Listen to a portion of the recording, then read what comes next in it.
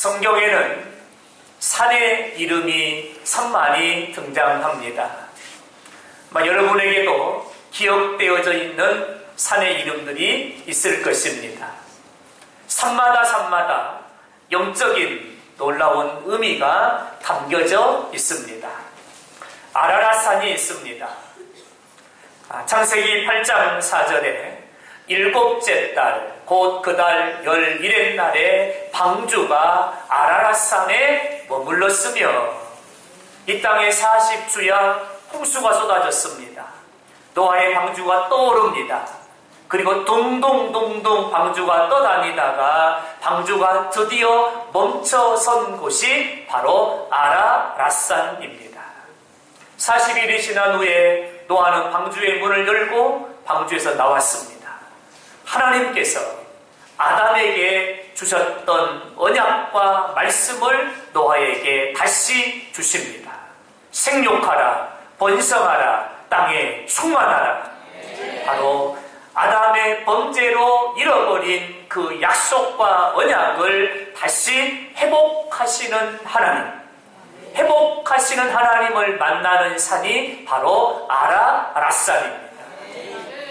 우리가 잘 아는 산이 있지요. 신의 산입니다. 여러분, 출애굽기 19장 18절에 신의 산의 연기가 자욱하니 여호와께서 불 가운데에 거기 강림하시니. 이스라엘 백성이 애굽에서 나온 지 3개월이 지났습니다. 시내 광야에 도착을 합니다. 하나님께서 그 시내 산 가운데 불로 연기 가운데 임재하시고 모세를 부르십니다. 모세에게 언약을 주시고 이스라엘 백성과 언약을 체결하십니다. 나는 너의 하나님이 되며 너는 나의 백성이니라. 그리고 이스라엘과 하나님이 언약을 체결하신 그곳이 바로 시내산입니다. 여러분, 시내산은 하나님이 언약의 하나님이심을 보여주는 산, 그 산이 바로 시내산인 거죠. 사랑하는 여러분, 우리 하나님은 언약의 하나님이신 줄로 믿습니다. 오늘도 그 언약을 성실하게 신실하게 변함없이 이루어 가시는 하나님인 줄로 믿습니다. 할렐루야. 또 그런가 하면 갈멜산이 있습니다.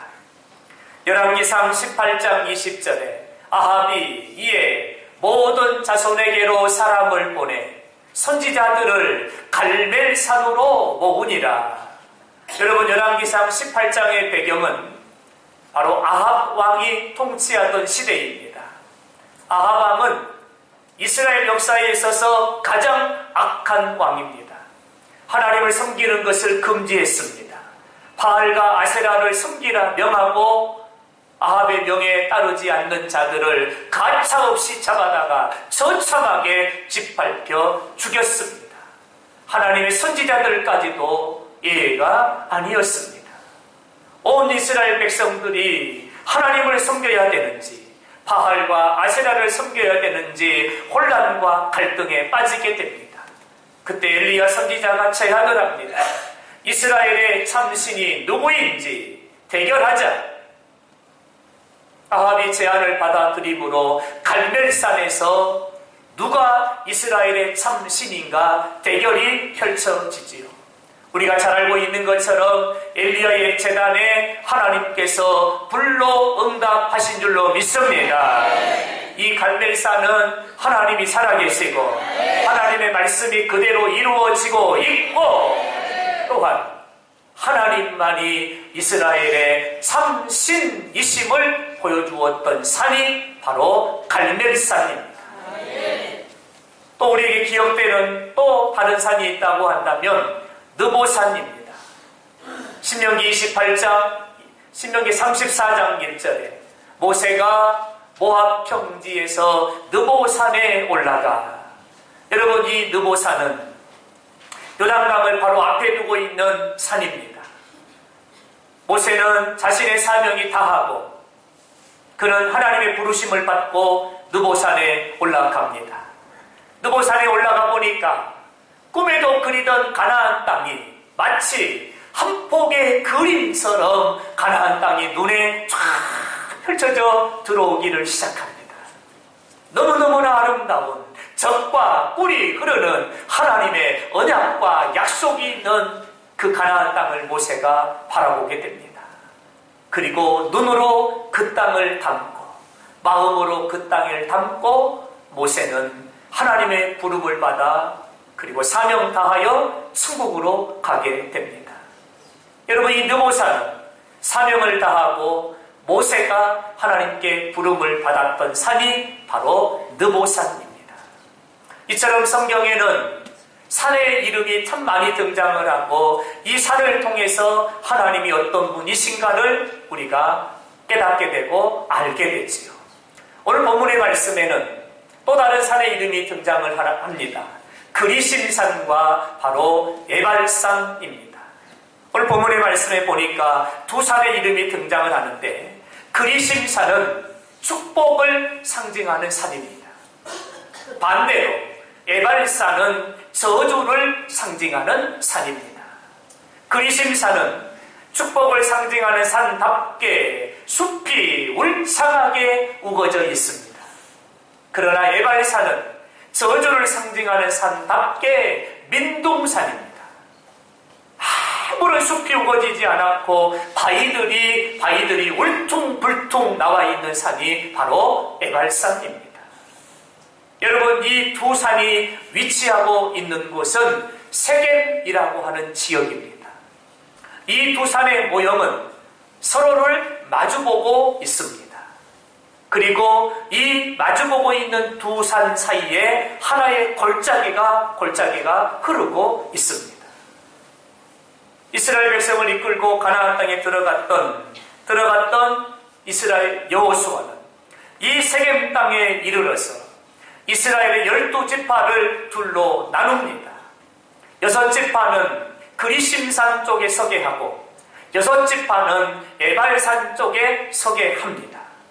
그리고 그리심산 쪽을 향해서 여호수아는 축복을 하고 에발산 쪽을 향해서는 여호수아가 저주를 합니다.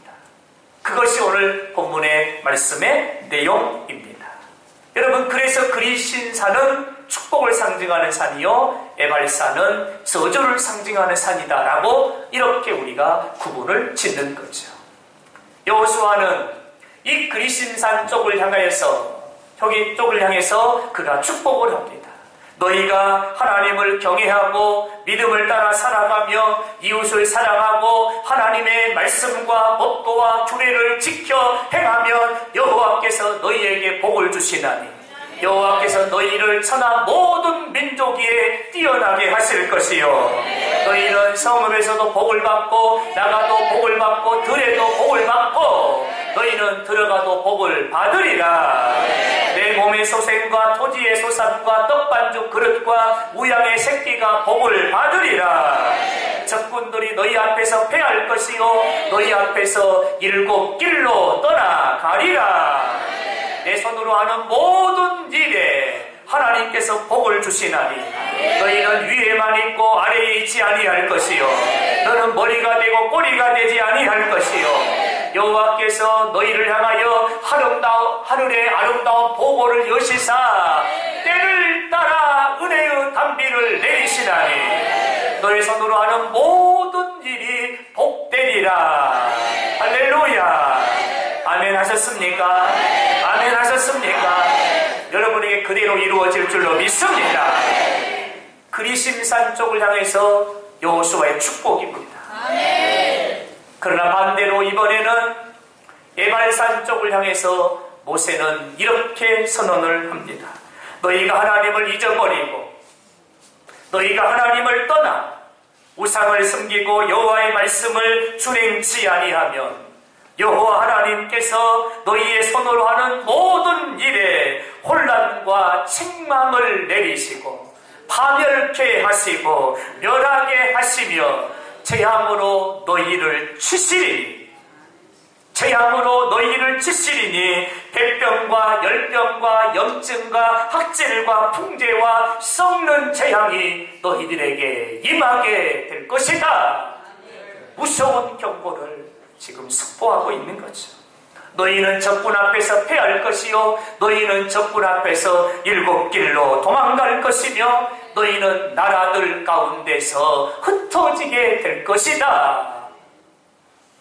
아주 무서운 심판을 선언하고 있는 거죠. 그러면서 내가 너를 치리니 너는 치유를 받지 못하리라. 너는 빼앗겨도 찾지 못할 것이요 너를 도와주는 이가 없을 것이다. 그러면서 그리심산을 향해서는 축복을, 에발산 쪽을 향해서는 이렇게 저주를 선언하고 있습니다. 이것이 오늘 본문의 말씀의 내용이지요. 여러분, 그렇다면 왜 여호수아는 세겜에 이르러 온 이스라엘 백성들을 다 한 곳에 모아두고 두 진영으로 나누어 축복과 저주를 선언하고 있는 것입니까? 그 이유가 무엇입니까? 33절의 말씀을 보면 그 이유를 이렇게 설명합니다. 이는 전에 여호와의 종 모세가 이스라엘 백성에게 축복하라고 명령한 대로 함이라. 무슨 말씀이냐면 모세가 생전에 여호수아의 손을 팍 붙잡고 여호수아에게 2번의 간곡한 부탁을 합니다. 너는 세겜에 이르거든 온 이스라엘 백성들을 다시 모아놓고 여호와의 말씀과 유례와 법도와 규례를 이스라엘 백성들이 귀로 다 듣도록 너는 선포하라. 모세가 생전에 여호수아에게 간곡하게 부탁했습니다. 말씀을 보실까요? 신명기 11장 29절의 말씀을 보면 이렇게 말씀하죠. 너는 그리심산에서 축복을 선포하고 너는 에발산에서 저주를 선포하라. 모세의 당부였습니다. 모세의 부탁이었습니다. 모세의 간곡한 명령이었습니다. 이 여호수아는 이스라엘 백성들을 이끌고 요단강을 건너 여리고를 건너 아이성을 점령하고 드디어 세겜 땅에 도착을 합니다. 그리고 그 모세의 그 말씀을 기억하여 온 이스라엘 백성들을 모아두고 그들 앞에서 하나님의 말씀 율법을 지금 낭독하고 있는 겁니다. 여러분, 왜 모세는 이스라엘 백성들에게 이 말씀을 꼭 한번 다시 낭독하라고 그렇게 간곡하게 부탁을 했을까요? 왜 여호수아는 모세의 말을 잊어버리지 아니하고 기억하고 있다가 세겜에 이르러 이 여호와의 율법의 말씀을 그대로 가감하지 아니하고 하나님이 주셨던 말씀 그대로 이 말씀을 선포하고 있는 것일까요? 이유는 한 가지입니다. 이스라엘 백성들이 마음이 교만하여져서 하나님을 잊어버릴까,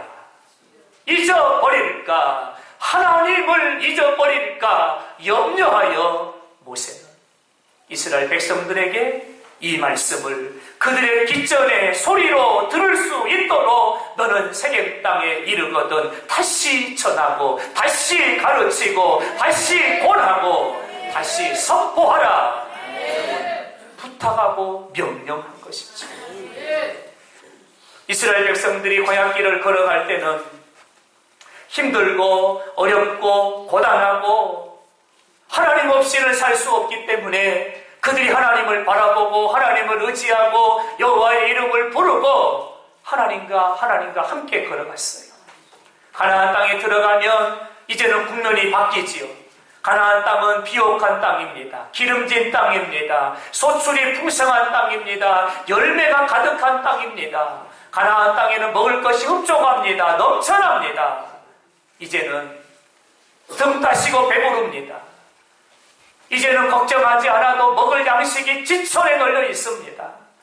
이스라엘 백성들이 생각하지요. 이제는 하나님이 없어도 우리가 살 수 있겠구나 라고 하는 교만하고 허망하고 헛된 생각에 이스라엘 백성들이 빠질 수 있다는 거죠. 그래서 이스라엘 백성들이 하나님을 잊어버릴까 해서 모세는 여호수아에게 신신당부를 한 겁니다. 이 사람들이, 이스라엘 백성들이 하나님을 잊어버리면 안 되니 너는 세겜 땅에 도착하거든 어떤 일보다도 모든 일을 중지하고 너는 이 율법의 말씀을 저들에게 익혀 들려 저들로 하여금 하나님을 잊지 않게 하라. 이렇게 부탁한 거죠. 이에 여호수아는 그 말씀에 순종하여 지금 이 말씀을 전하고 있는 것입니다. 하나님을 잊어버릴까 염려해서. 사랑하는 여러분, 사람은 망각의 존재라고 합니다. 생체 리듬적으로 사람은 20살을 기점으로 해서 모든 기능들이 그때부터 퇴보하기를 시작한다고 합니다. 그 중에 하나가 바로 기억력입니다. 기억력이죠. 물론 정도의 차이는 있겠지만 기억력이 점점 약해져 가는 것은 지극히 자연스러운 현상이라고 하는 거죠. 그 사람들이 자꾸만 잊어버리죠. 깜빡깜빡 잊어버립니다. 손에 열쇠를 들고도 열쇠를 찾고 다녀요. 열쇠를 밥통에 집어넣어놓고 밥을 하고 있어요. 그걸 뜯어 보니까 거기 열쇠가 나와요. 여러분, 깜빡깜빡 잊어버리는 이런 일들이 많이 일어나는 거죠. 이처럼 사람은 여러분 망각의 존재죠. 망각의 존재죠. 여러분, 그러나 잊어버리면 안 되는 것이 있다라고 말합니다. 그러나 절대로 잊어버리면 안 되는 것이 우리에게 있다라고 오늘 본문은 우리에게 말씀하고 있는 겁니다. 우리가 다른 것은 잊어버릴 수 있어요. 그러나 반드시 기억해야 하는 것이 있다라고 말씀하고 있는 거죠. 여러분, 우리가 다 잊어버려도 잊어버리면 안 되는 것이 있으니 바로 그것이 하나님인 줄로 믿습니다. 할렐루야. 두 손 들고 아멘 하세요. 할렐루야. 하나님을 잊지 않기를 바랍니다.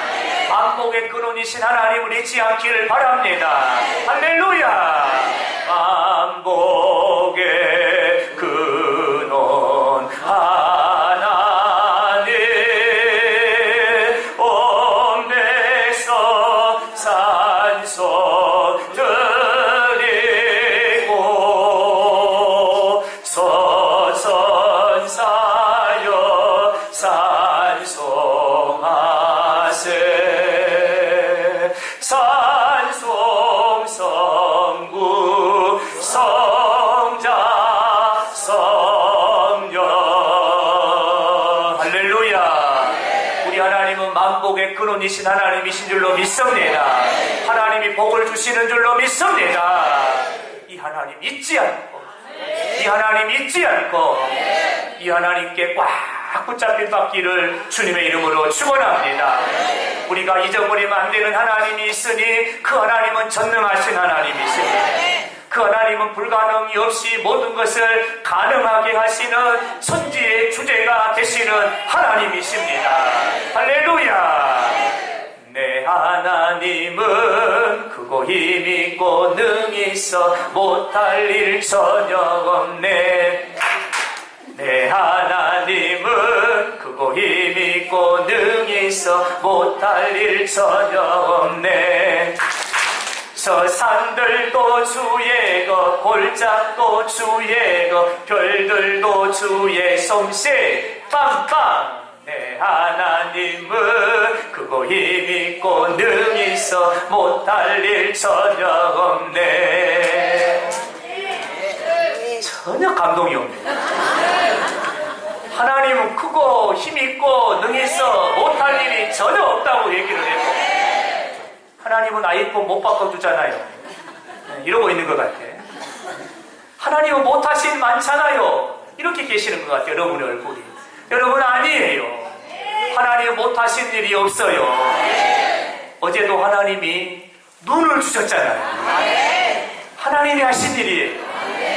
온 천지 만물을 하얗게 뒤덮으셨어요. 뒤덮으셨다니까요. 하나님이 하신 역사인 줄로 믿습니다. 할렐루야. 다 같이 한번 하세요. 내 하나님은 크고 힘있고 능히 있어 못할 일 전혀 없네. 내 하나님은 크고 힘있고 능히 있어 못할 일 전혀 없네. 저 산들도 주의 것, 골짜기도 주의 것, 별들도 주의 솜씨. 내 하나님은 크고 힘있고 능히 있어 못할 일 전혀 없네. 할렐루야. 여러분, 하나님은 크고 힘있고 능히 있어 못할 일이 전혀 없으신 전능하신 하나님인 줄로 믿습니다. 우리는 생사복의 대주제가 되시고 인간의 흥망성쇠를 주관하시는 하나님을 잊지 않아야 됩니다. 할렐루야. 할렐루야. 또한 우리는 잊지 말아야 됩니다. 하나님이 역사의 섭리자가 되시는 줄로 믿습니다. 할렐루야.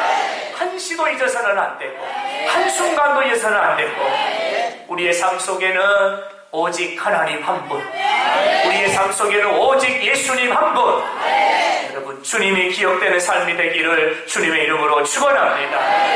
여러분, 모세는 신명기의 말씀을 통해서 하나님을 잊지 말라, 하나님을 기억하라, 하나님의 은택을 알지어다 계속 강조했어요.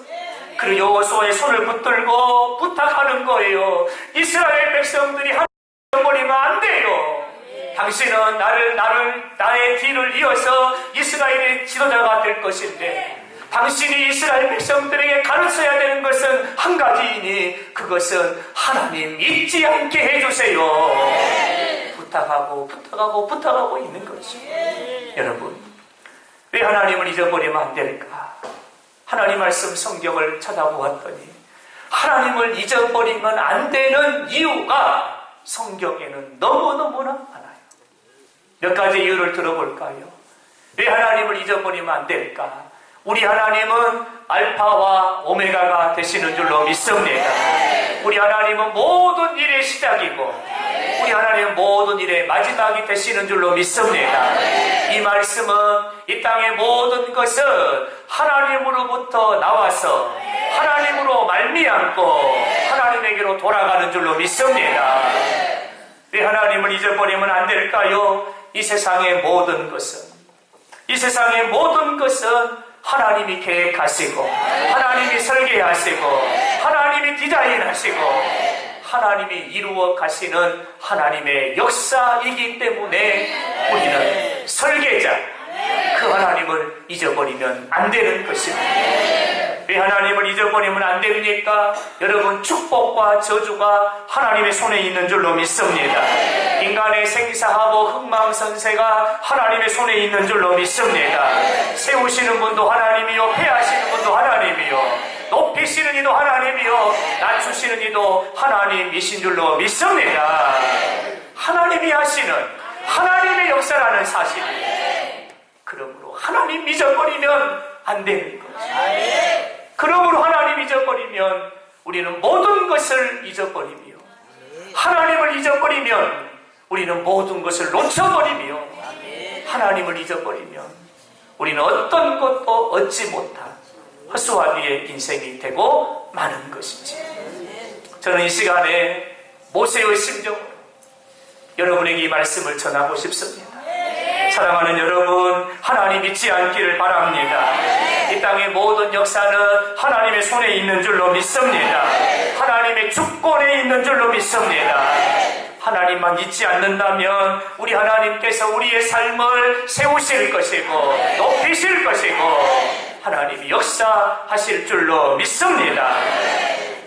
우리가 아무리 계획을 치밀하게 세우고 우리가 아무리 뛰어난 지혜와 지식을 가지고 있어도 여러분, 그것만 가지고 우리의 인생의 삶이 되던가요?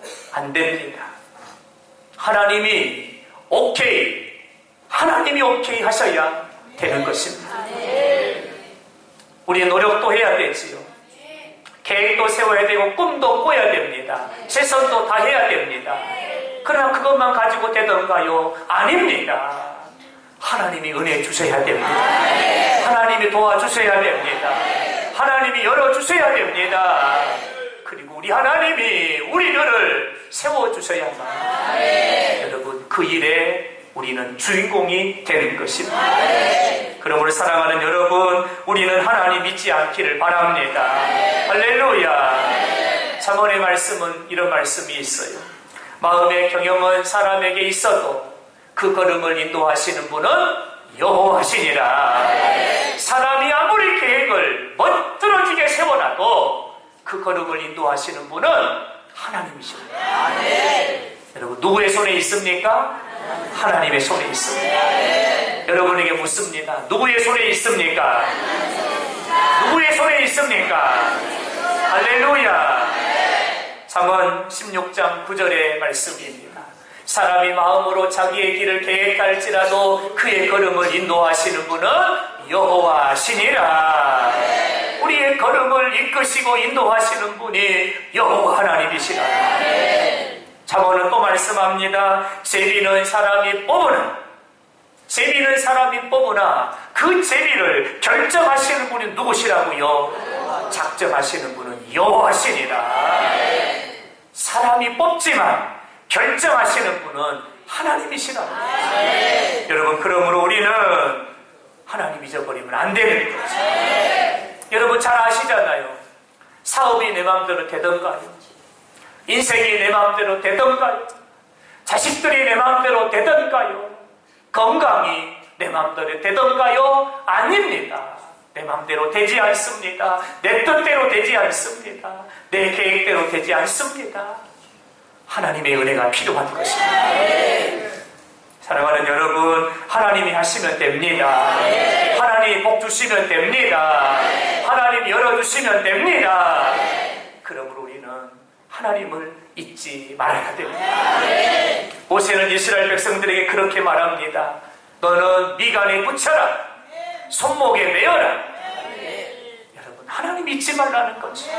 미간에 붙여 하나님이 어떤 분인가를 잊지 말고 손목에 매어 손을 움직일 때마다 하나님이 어떤 분인가를 보며 읽으며 잊지 말라고 말씀하고 있는 거죠. 시편 127편입니다. 여호와께서 집을 세우지 아니하시면 세우는 자의 수고가 헛되고 여호와께서 성을 지키지 아니하시면 파수꾼의 경성함이 허사로다. 하나님이 하지 않으시면 그의 인생은 헛된 것이요 허사요 허망한 것이요 무너짐이요 결코 세워줄 수 없다는 거죠. 그러므로 우리는 세우시는 하나님을 기억해야 돼요. 지키시는 하나님을 기억해야 돼요. 우리의 삶을 부욕해 하시는 하나님을 기억해야 할 줄로 믿습니다. 믿음의 사람 야곱을 소개해 볼까요? 야곱이라는 사람은 나면서부터 장자가 되기를 원했어요. 그러나 에사가 먼저 나가니까 에서의 발꿈치를 잡고 따라 나왔어요. 간발의 차로 동생이 됐어요. 눈이 어두운 아버지를 속이고 장자의 축복을 받습니다. 형 에서의 분노를 감당할 자신이 없어 삼촌 라반의 집으로 야밤도주 도망을 칩니다. 삼촌의 집에 가서 20년을 그가 살았습니다. 20년 동안 낮인지 밤인지 분간하지 아니하고 뼈 빠지게 일을 했습니다. 그러나 그의 삼촌은 불의한 자였습니다. 매번 생활 때가 되면 계약 조항을 바꿉니다. 그리고는 속임을 당합니다. 억울한 일을 당합니다. 그러나 말 한마디 하지 못한 채 그는 타향살이 고생살이 20년의 세월을 그가 보내야 했습니다. 시간이 흘러서 가정도 이루고 그리고 그의 기업도 하나님이 복을 주시니 소와 양의 두 떼를 이루는 큰 거부가 되었습니다. 20년이 되자 고향 생각이 납니다.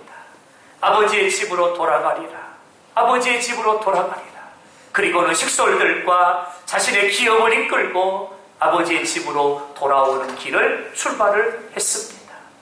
먼저 정탐꾼들을 보내보았어요. 아버지의 집은 어떻게 되었을까?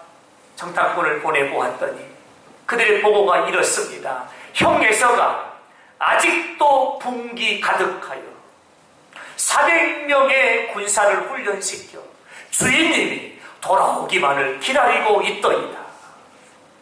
400명의 군사를 훈련시켜가지고 야곱 이름 오기만 해라. 다리 몽둥이를 뿌려버리겠다. 오기만 나와라. 그리고 야곱을 향하여 분노의 칼을, 서슬퍼런 불로 분노의 칼을 지금도 갈고 있다는 보고를 받습니다. 여러분, 고향으로 돌아간다라고 하는 작은 꿈이 그에게 있었는데 그 꿈이 막혀버리고 말았어요. 앞으로도 갈 수 없고 뒤로도 갈 수 없는 진퇴양난에 처하게 되었습니다. 지난 20년의 세월, 지난 20년의 타양살이 고생살이 그 서러움 받고 그 20년의 세월이 여러분 한순간에 하룻밤 사이에 물거품이 돼버릴 수밖에 없는 그런 상황을 야곱이 지금 맞이하게 된 것이지요. 누구 한 사람 도움을 청할 사람도 없고 어디에 몸을 기댈 만한 것도 없는 외로이 서 있는 사람이 야곱입니다. 야곱은 식솔들과 그리고 기업을 두 때로 나누어서 먼저 앞서 보내고 그는 야복강에 홀로 남았습니다. 밤을 맞이합니다. 야곱이 야복강에 홀로 남아 절실하게 깨닫는 중요한 사실이 있습니다. 야곱이 깨달았던 것이 무엇이냐면 나의 생사가 하나님의 손에 달려 있구나. 내가 살고 죽는 것이 하나님의 손에 달려 있구나. 이 사실을 야곱이 깨닫게 됩니다. 우리 가정의 존폐가 하나님의 손에 있구나. 나의 인생의 승패가 하나님의 손에 달려 있구나. 이 사실을 야곱이 깨닫습니다.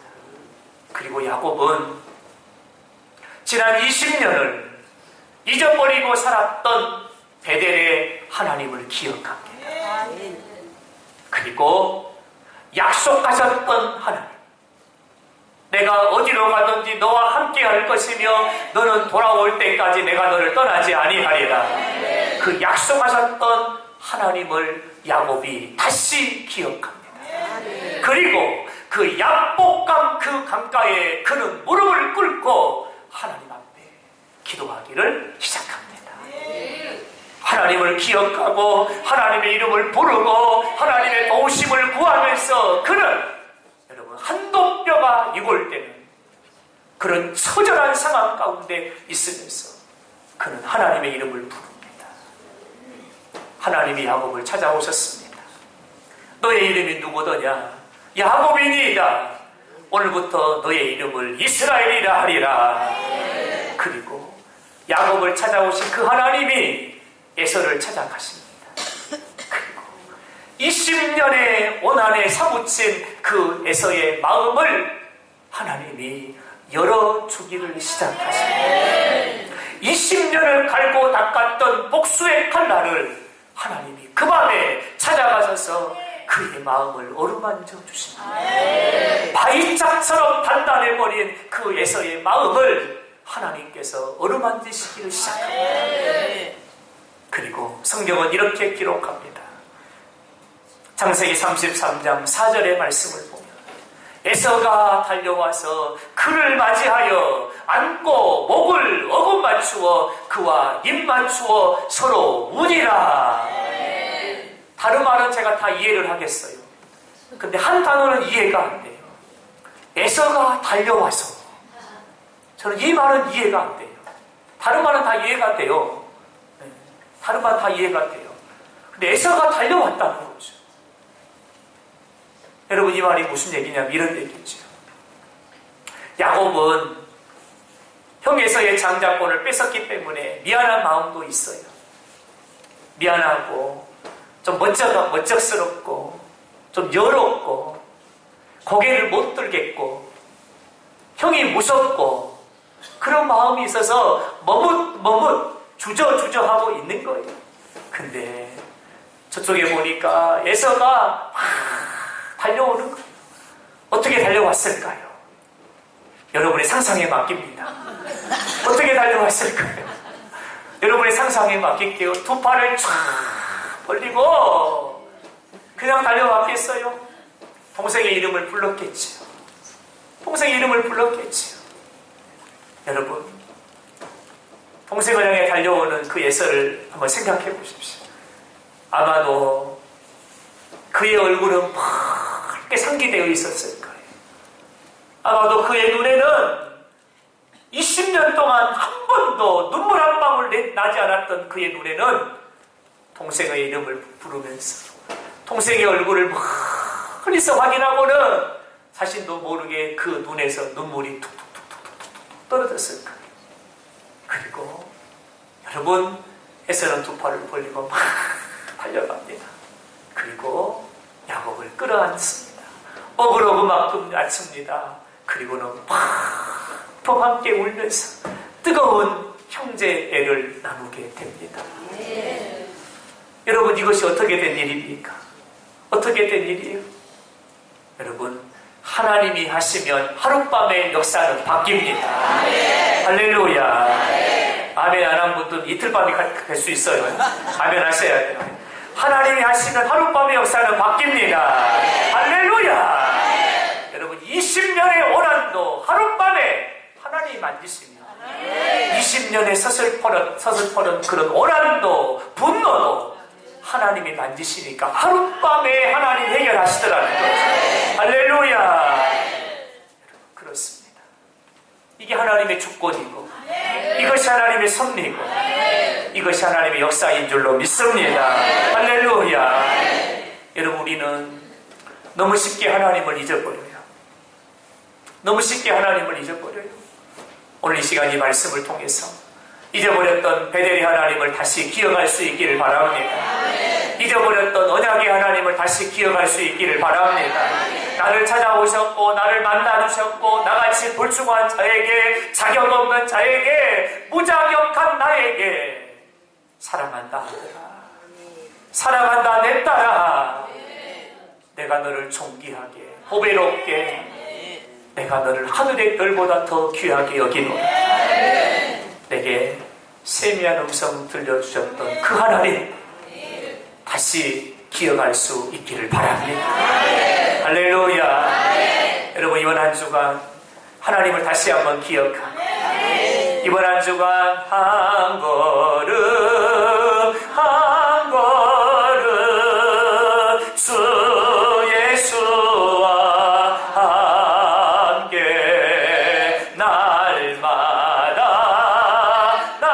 날마다 우리 걸어가세. 할렐루야. 그 하나님과 동행하여 여러분 승리의 은혜가 있는 복된 한 주간 되기를 주의 이름으로 축원합니다.